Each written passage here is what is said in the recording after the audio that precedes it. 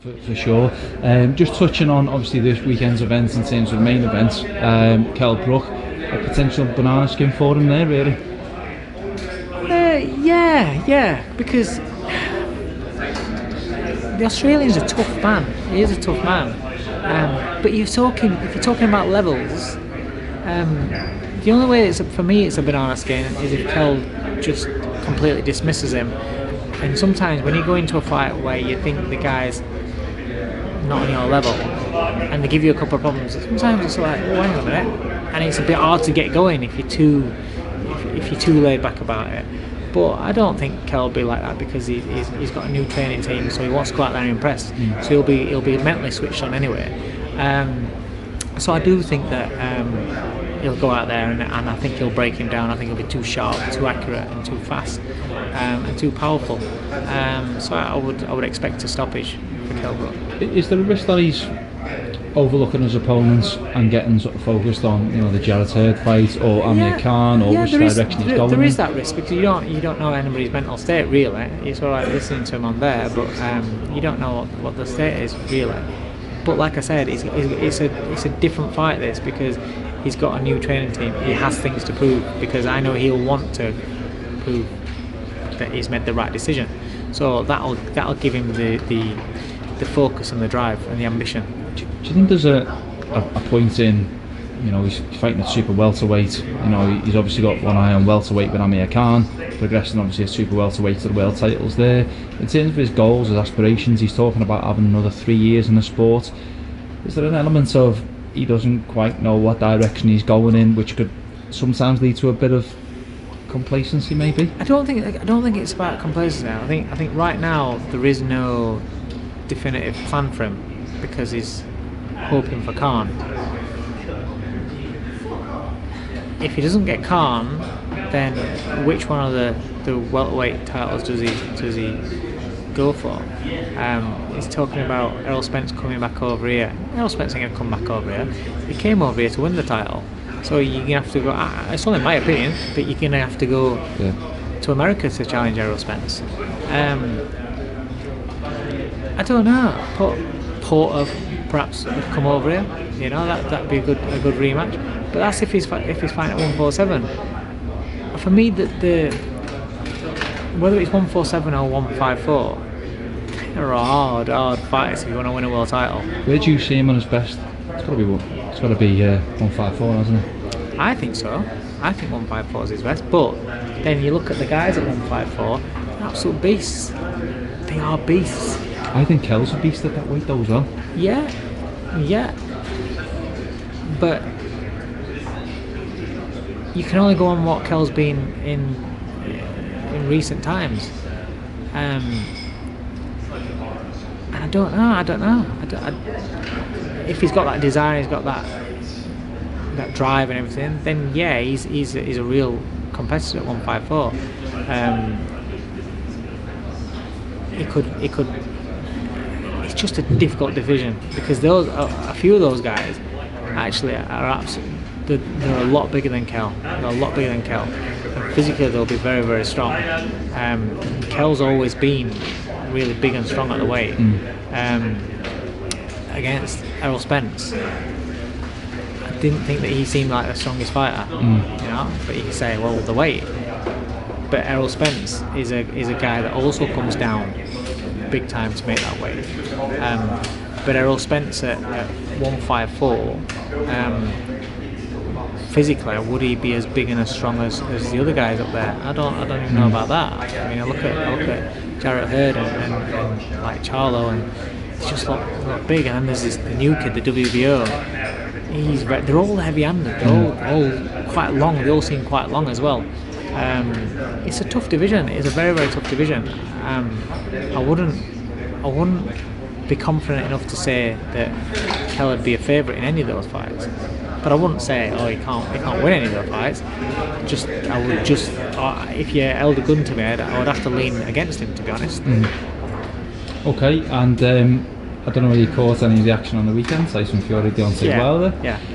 What was your opinion on, first, I suppose, his ability to take that punch in the final round, and then your opinion on the draw? I thought thought that was like some Rocky stuff when he got caught and he went down, because as he went down off the right hand, his neck just stretched with the left up. It was his second punch, that was a devastating shot on his way down, totally unprotected. It just looked like he was out. I thought that was it. And the way it bounced up, for me, we were robbed of part of a great story there, because that just made that fight. That was just the icing on the cake. Even though he went down, the fact that he got up for it was the icing on the cake of a fantastic performance. I think it was a remarkable performance, because looking at what he's come back from, what he's done to his body, and his body's had to recover, to then to be able to sustain that, because my feeling was always that I thought he would be in front and get chinned. I thought his body just wouldn't be able to keep it up and he'd get chinned. But I did think he'd be winning. But he kept it up, and when he did get chinned, he got up. So it was a brilliant performance. Much better performance than what the geezers that scored it 115, 111. That was just unreal. I don't know how you get that. I'm gutted for him. He deserves to be walking around as WBC heavyweight champion. Although when he is walking around the streets, I'm sure he feels like a world champion, because where the public have took to him. Do we see a better Tyson Fury in the next fight? 100%. 100%. My fear for him in that fight was that I thought it was too soon. I thought he's had 2 fights after all that time out against guys that were nothing. He hasn't had that fight, that next step, before going on to Wilder. And I thought that was what was going to cost him. The fact that he's going to perform like that is for me is irrelevant, because now I look at that as that was his bridging fight. The next one is going to be loads better.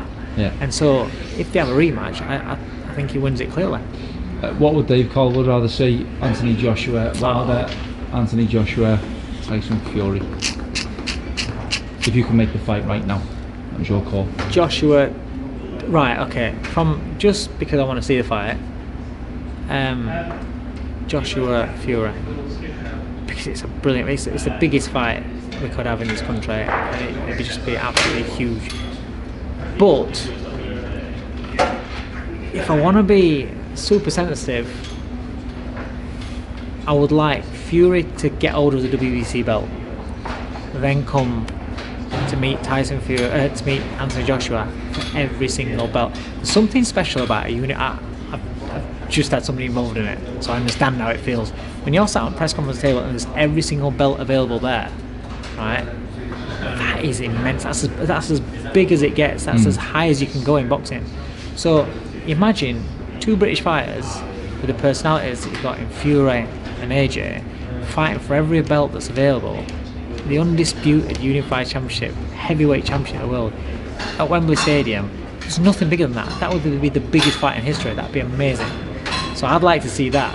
So even though I would like to see AJ Fury now, I would be happy enough to say, hang on a minute, let's just sit back, let AJ fight whoever in April, be it winner of White, Chisora, and let Fury fight Wilder. That fight happen, and Fury gets a belt, and then defeat the meet for all the belts. I think that's worth waiting for.